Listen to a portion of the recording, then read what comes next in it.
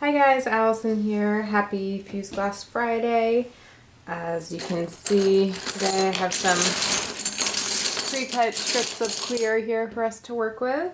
What I'm going to be making today are some wind chimes. So this past weekend on Sunday I did a craft show and sold a ton of wind chimes. It was very windy on Sunday, so maybe that helped. They were all sort of, clinking and making noise. So I have another craft show coming up this weekend, so I figured I would make some more wind chimes since they seem to sell pretty well. So these guys, I have clear strips that I've pre-cut. These are all approximately a half an inch by 4 inches. There's some variety in there. That's okay. These don't need to be super perfect. So basically, what I'm going to be doing is using 2 layers of the clear with some nichrome wire. This is 20 gauge nichrome wire. I just, pre-cut some pieces of this earlier. Basically, I'm just going to bend little hooks. And I'm going to sandwich this hook between the 2 layers of clear like this. And then I will be decorating the top of this to give it some interest. You could totally just leave them clear or do these in different colors instead of clear and just keep it more simple. But I'll show you how I'm going to be making mine. So I'm just going to use a little bit of Elmer's glue here and then a little bit just to hold that. So I'm going to get all these glued and let it dry a little bit so that they're not moving around, and then I'll be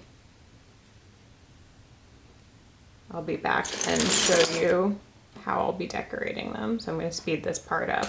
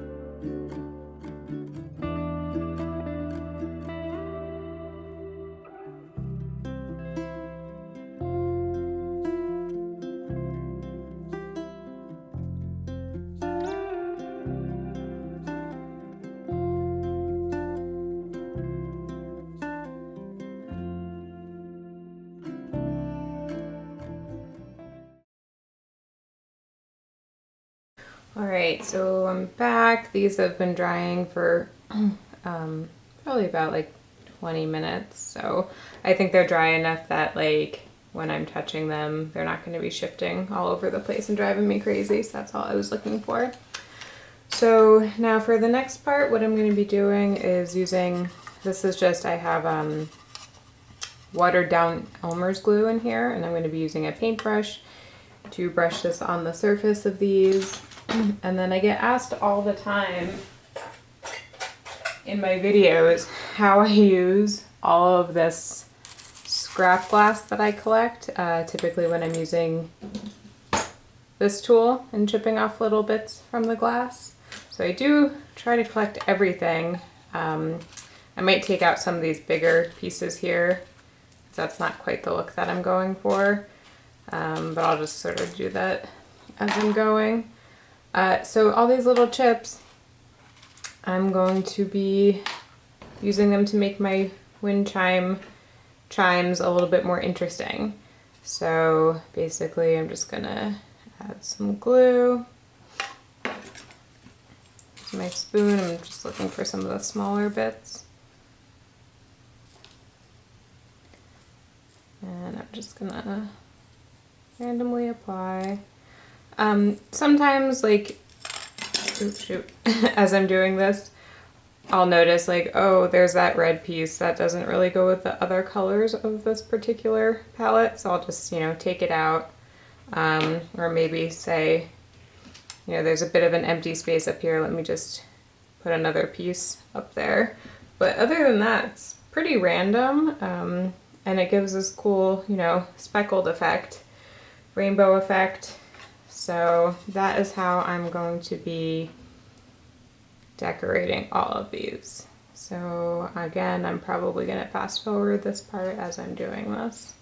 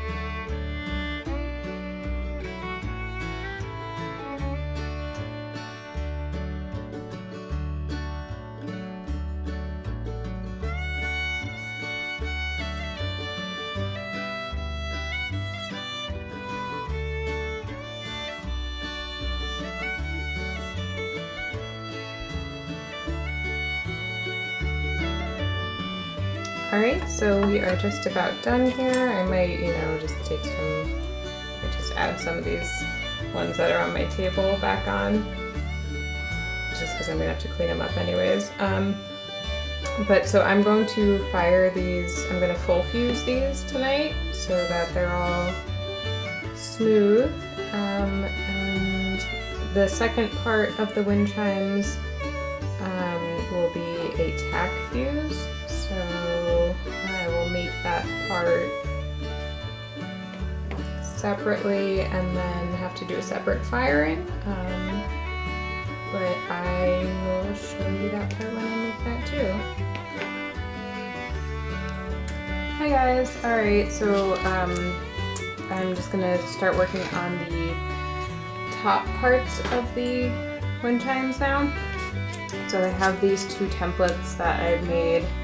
I printed the shapes onto regular paper and then traced them onto the just like thicker cardstock so that I can reuse these over and over again. Some translucent colors here.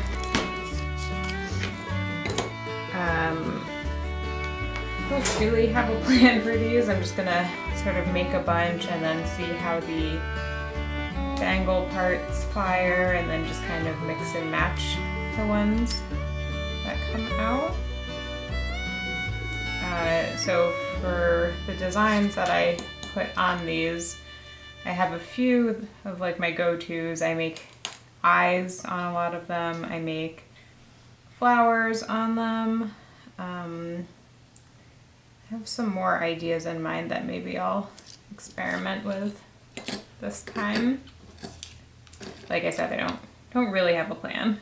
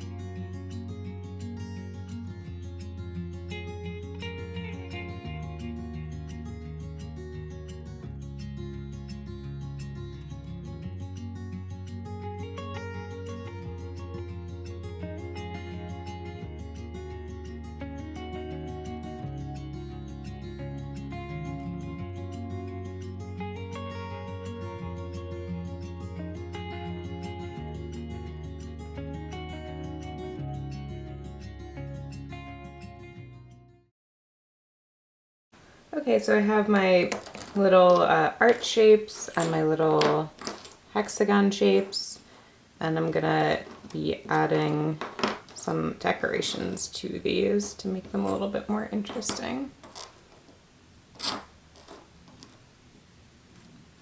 I was just arranging these for the top and the bottom just because I like to hang them this way, and sometimes like this looks wonky to me, but then this looks more right.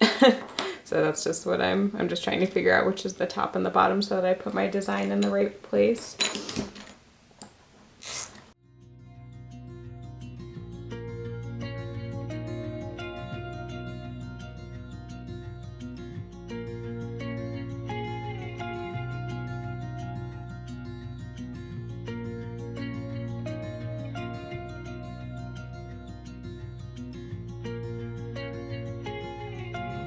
So I have the flower petals here, and then for the centers, I have this full container filled with, I'm sorry if you can hear that noise, the garbage truck is actually right outside my house collecting the garbage. That's what that is. So I have all these pre-made dots that are like, you know, some have multi-colors in them, some have like a bit of dichro.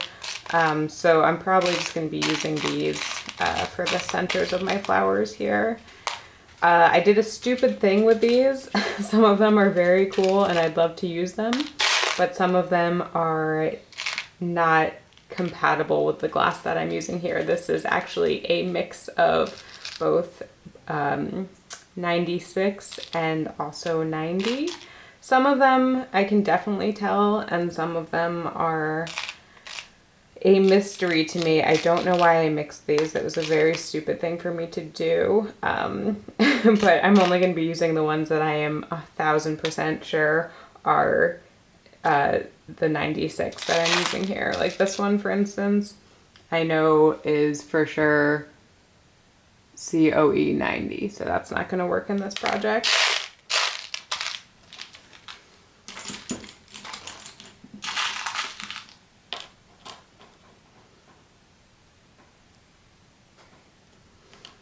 I think I made these petals a little bit too big because I need to make sure that I leave myself room to drill some holes. So there needs to be a hole there, and then I actually drill 3 holes on the bottom, approximately there. So just, you know, it doesn't have to be exactly where I've drawn the dots, but I do just need to make sure that I have space to make those holes. So some of these petals might need to get a little bit smaller.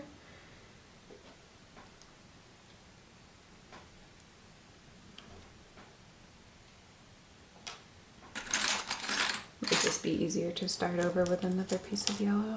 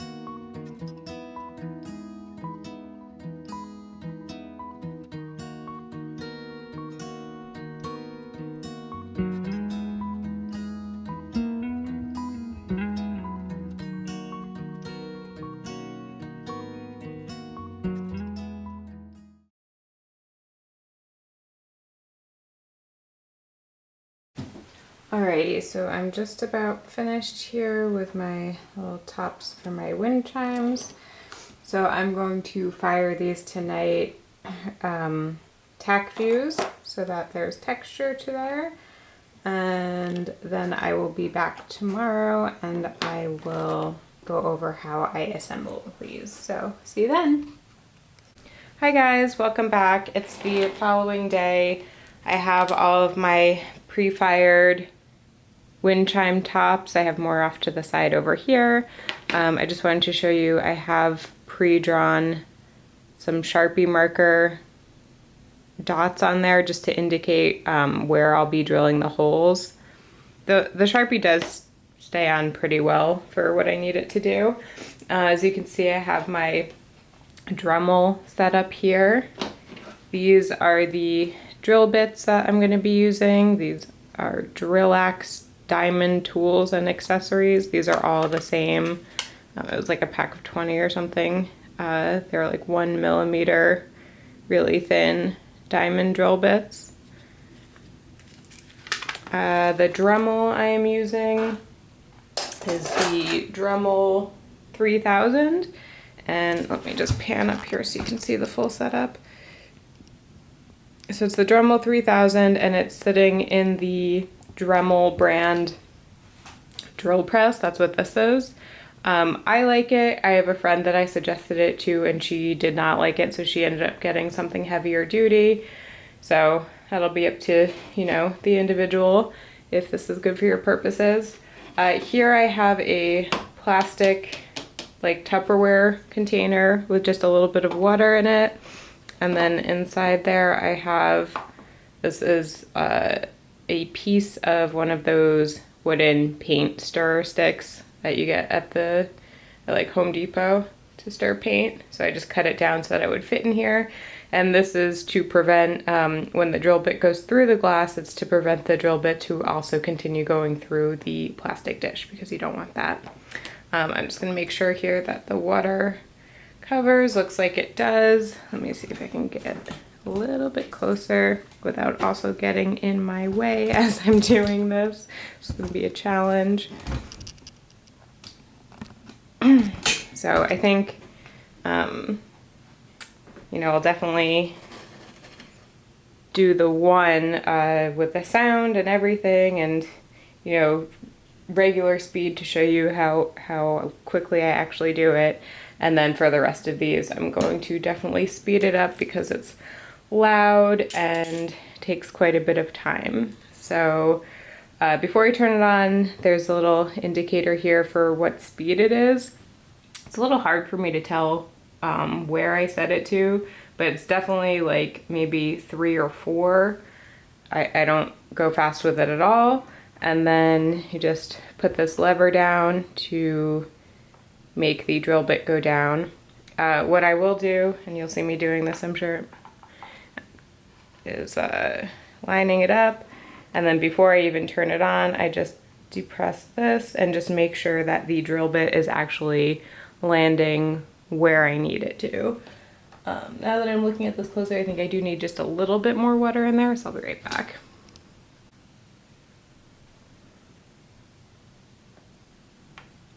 Just pouring a little bit in. I just want the water to just barely cover where I'm drilling.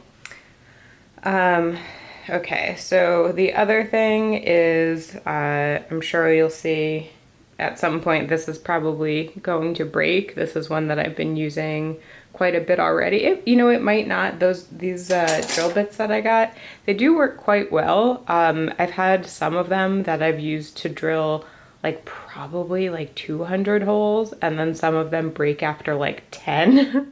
So it's kind of hit or miss. I don't know what the difference is. Could be user error.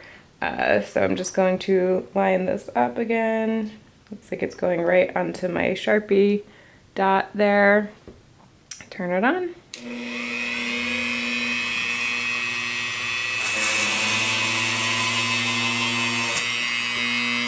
Turn it off. I didn't have this lowered enough. Alright, lowered a little bit more so that it can actually go through the glass. Let's try that again. Turn it up.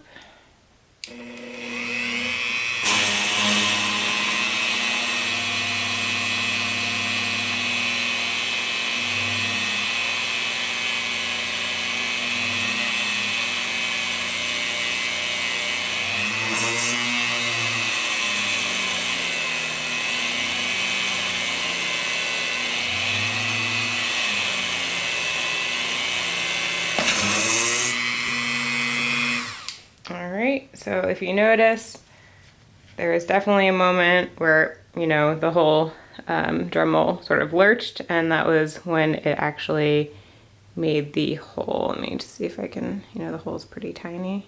I'll pick up here, focus. There it is. All right, so I'm gonna go ahead and drill all of these holes in all these wind chimes.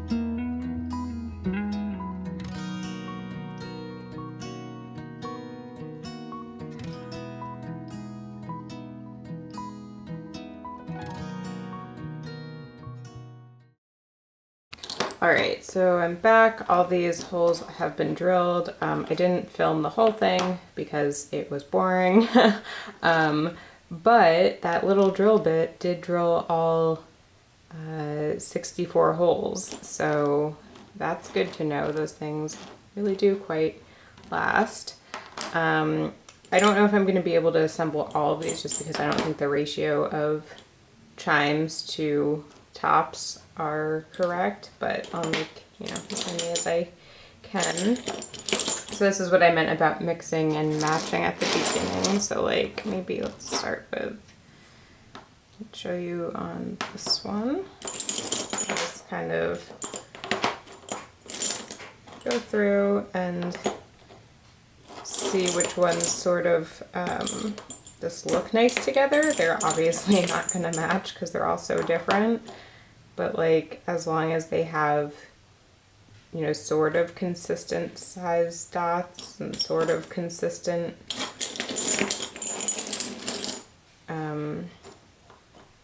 like the amount of color on there, and I think it looks nice. So like that looks pretty good to me. So I'm just gonna move some of this other stuff out of the way so I can go over how I actually assemble them.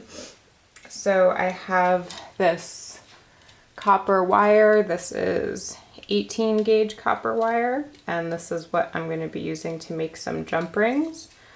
Now I hear some of you saying, but Allison, can't you just buy jump rings?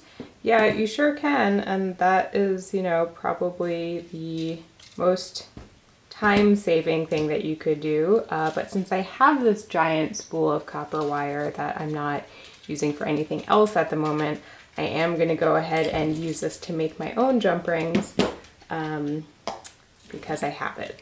So this is a cool tool. This is a bead landing tool. It has all these different sized barrels on it so that you can make different sized rings. I think what I've done in the past is use the second to largest one.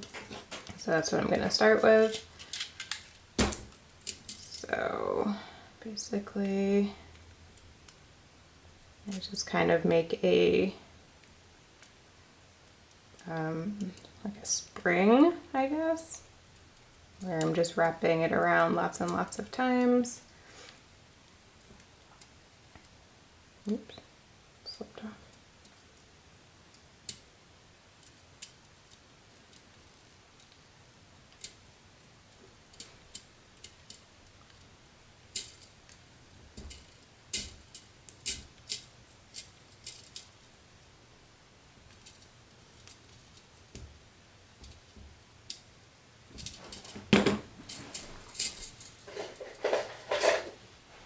I'm going to use this cutter just to snip that off.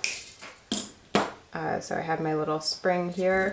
I don't like to use this to actually cut each individual ring because I don't know if you can see, but it doesn't, the ring then won't close flush with that tool. I think there are tools you can get, but I'm just going to go ahead and again use the, you know, most time-consuming tool. This is a jewelry saw, so there's a little tiny blade here. And I'm going to physically saw each one of these jump rings apart. Which, like, I know this seems crazy, but you know, when you're making a lot of them all at once, like, it really doesn't take that much more time. And then later on when I'm putting them together, they just fit together better. Of course, I'm saying, oh, it doesn't take that much time, and it's giving me trouble.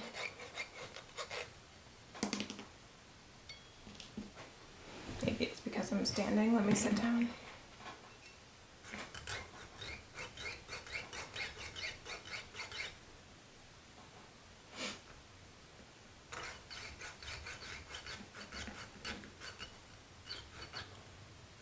I'm also aware that there's like jewelry tools out there that will hold this while you're sawing, so you don't have to hold it with your hands. I don't have something like that, so I'm just gonna make do.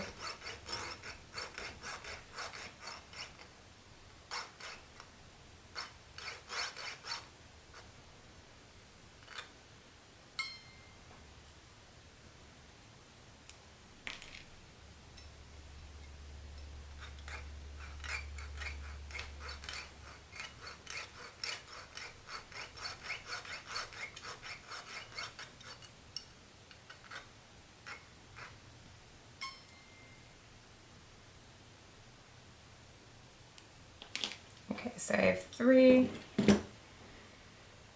So now just split the ring, put it through the glass,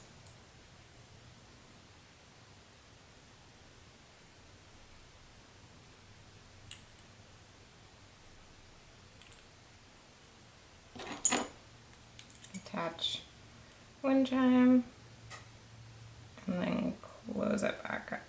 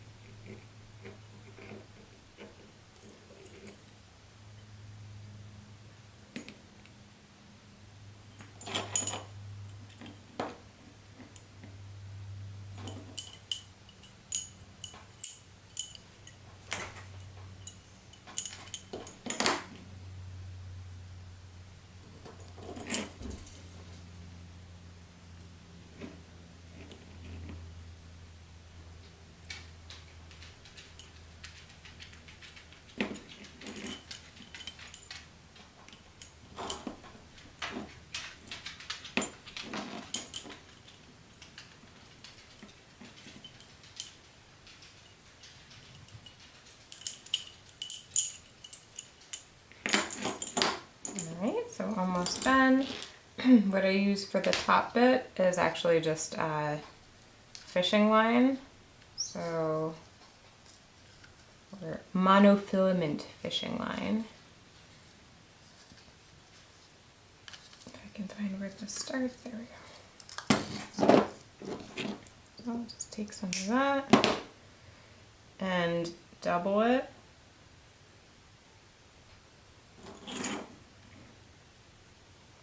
Put it through the top hole.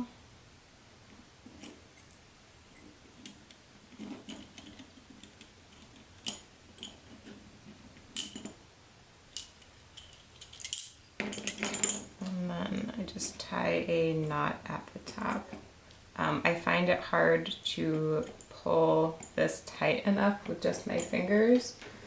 So I like to use the pliers, like the flat part here, just to grab that and just pull it really, really tight so that knot really closes.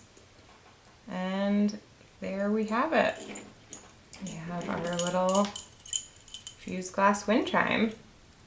So I have a lot of work ahead of me, as you can see. I hope you guys enjoyed this video.